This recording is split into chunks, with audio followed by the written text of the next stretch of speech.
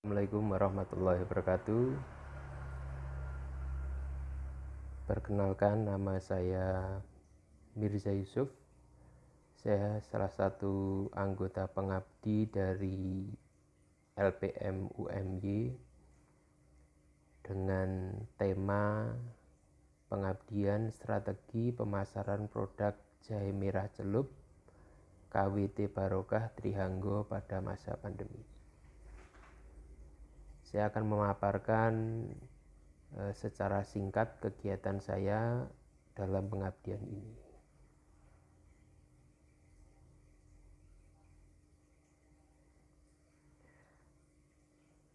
Dari pengertiannya sendiri, UMKM yaitu meliputi satu jenis komoditi barang yang ada pada usaha tidak tetap atau bisa berganti sewaktu-waktu. Jadi UMKM memang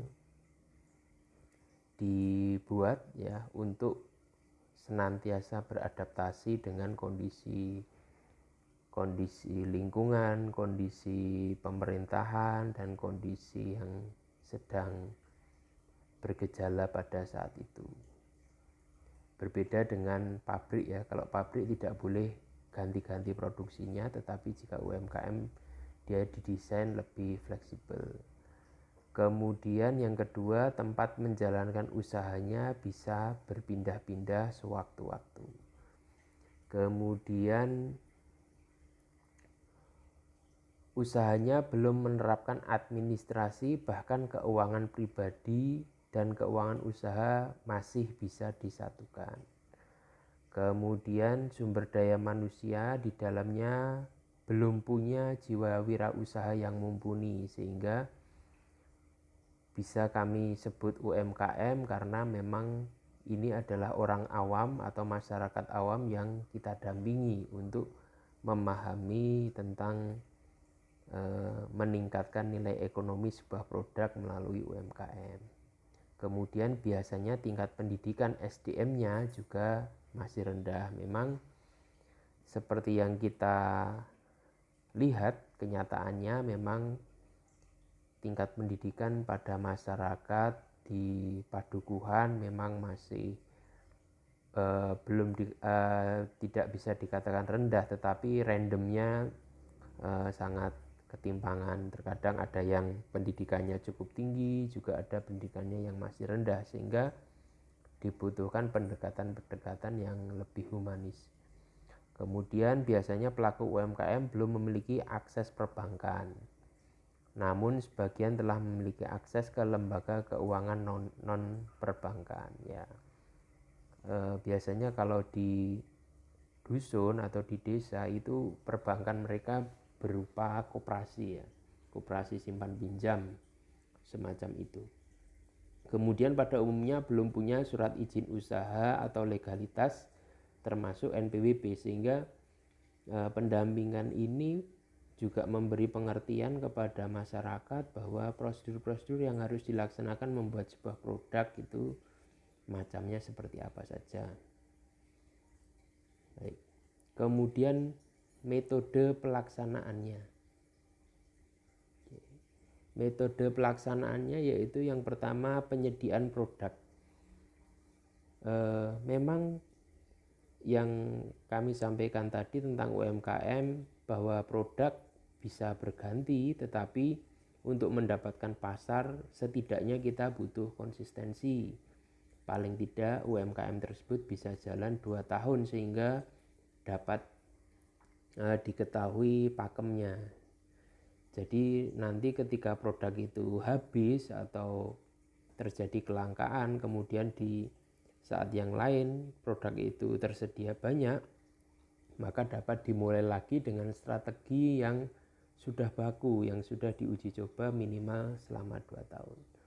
Kemudian yang kedua, penyediaan transportasi. Dibutuhkan sekali transportasi produk yang dari desa ke kota. Itu biasanya produk-produk di kota itu disuplai dari produk-produk di desa. Kemudian yang ketiga adalah metode penetapan harga. Sebelum dibuat sebuah produk, maka harus dilakukan analisis untuk membuat harga pokok HPP-nya. Setelah diketahui harga pokoknya, maka dapat ditentukan harga jualnya.